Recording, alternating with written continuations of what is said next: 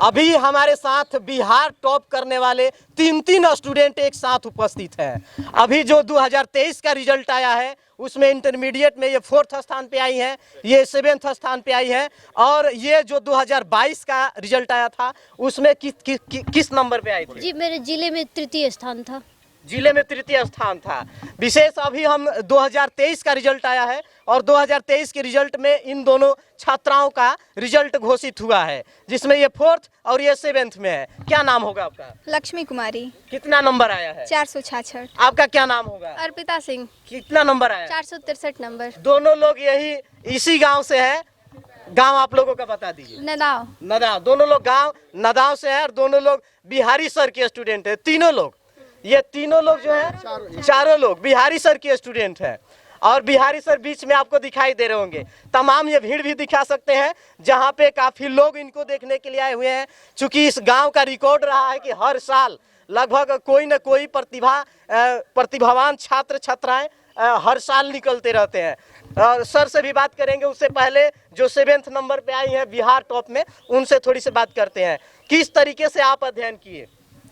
हम लोग को सबसे पहले तो इस मीडिया जगत को मैं अपना आभार व्यक्त करना चाहूँगी कि हम जैसे बच्चों को इस इंटरनेट के प्लेटफॉर्म पर लाकर पूरे बिहार भर में कहें या फिर पूरे भारत भर में हमारी एक पहचान बना देना, इसके लिए मैं आप लोगों का तहे दिल से शुक्रिया अदा करना चाहूँगी। आप सभी का जो टॉपर्स हैं उनको भी तहे दिल से धन्यवाद, जो इतनी बड़ी बड़ी मुकामों को हासिल करके हमारे बक्सर और बिहार का नाम रोशन कर रही हैं।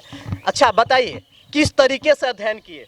अध्ययन के लिए सबसे पहले होता है कि आपको जब किसी क्लास में जाते हैं तो गुरु का मार्गदर्शन सबसे ज़्यादा आवश्यक होता है। क्योंकि इंग्लिश में हमें बिहारी सर का आसरा रहा और इन्होंने बहुत बढ़िया ढंग से हमको गाइड किया। उसके बाद आशुतोष सर जो थे, आर्ट्स के जो सब्जेक्ट होते हैं वो अकेले उस पर मेहनत करते थे और 12-12 बजे रात तक जग कर वो हम लोग के लिए क्वेश्चन पेपर वगैरह बनाते थे। और सिलेबस जो था हम लोग का 1 से 1.5 महीने पहले ही ख़त्म हो गया था, तो 2 महीने वो पूरा एग्ज़ाम लेते थे। तो इस तरह से हम लोग की तैयारी चली और उसके साथ ही साथ हम लोग घर पे भी मेहनत करते थे। हम लोग ग्रुप स्टडी करते थे, 5 से 6 बच्चे हम लोग मिलकर करते थे। तो इस तरह से हम लोग के अंदर एक जज्बा जगा कि नहीं हम लोग कुछ कर सकते हैं, तो इस वजह से हम लोग का इतना अच्छा नंबर आया।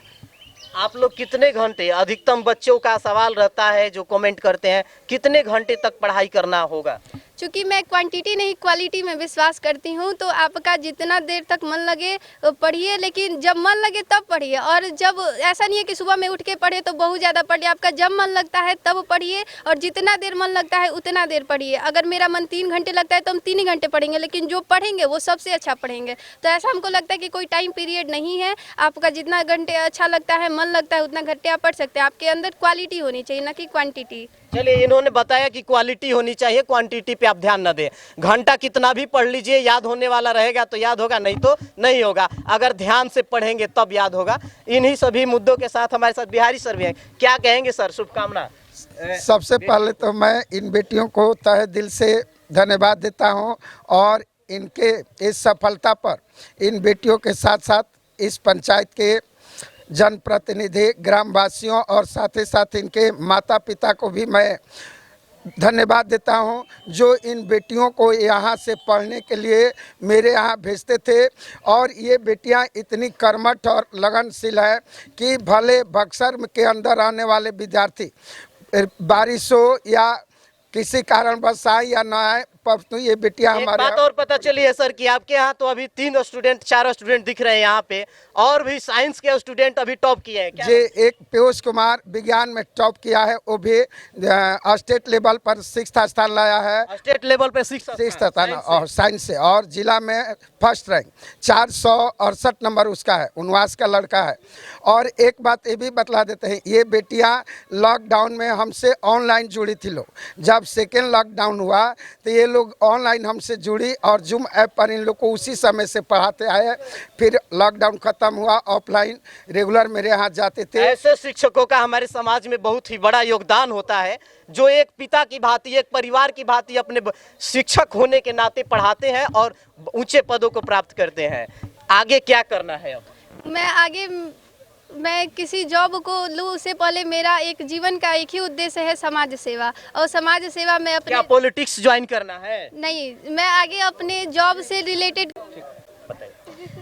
मैं अपनी दोनों छोटी बहन लक्ष्मी और अर्पिता दोनों को पहले बधाई देती हूँ। और इस दोनों अपनी बहन को विशेषकर मेरे पिताजी का काफ़ी हम दोनों पढ़ाई में आगे क्या अभी करने का लक्ष्य बनाई है? मैंने अभी एसएससी के लिए तैयारी कर रही हूँ। मैं अभी जो भी टॉपर्स होते हैं यूपीएससी बीपीएससी आईएएस बनना चाहते हैं, आप एसएससी की तैयारी कर रही हैं?